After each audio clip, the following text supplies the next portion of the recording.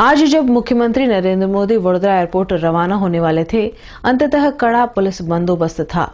Checking में police को 2 लावारिस वाहन बरामद हुए।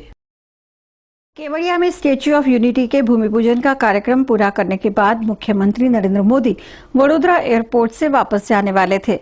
एयरपोर्ट पर इस मौके पर मेयर भरत शाह, सांसद बालकृष्ण शुक्ल, शहर भाजपा अध्यक्ष भरत डांगर, जिलाधीश विनोद राव, पुलिस कमिश्नर सतीश शर्मा समेत आला अधिकारी और नेता भी मौजूद थे। अतः एयरपोर्ट सघन सुरक्षा व्यवस्था के अंडर था और इसी दौरान जांच में पुलिस को एक लावारिस बैग, लावारिस कार नंबर AP21S5273 और एक्टिवा नंबर GJ5EG7079 जब्त किए। अंत में एक्टिवा मालिक हार्दिक शाह तो मिल गया, पर कार मालिक और बैग मालिक का पता नहीं चल पाया।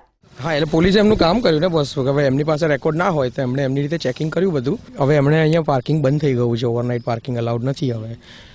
મને વસ્તુનો મને ખ્યાલ નતો એટલે અને પોલીસે એક રીતે હું તો કહું સારું કર્યું છે જે કર્યું છે કે આવી કોઈ બિનવારસી વ્હીકલ મળે જાણકારી વગરનું અને એની તપાસ કરી, એ તો પબ્લિકની સેફટી માટે ઘણું સારું કામ કર્યું છે।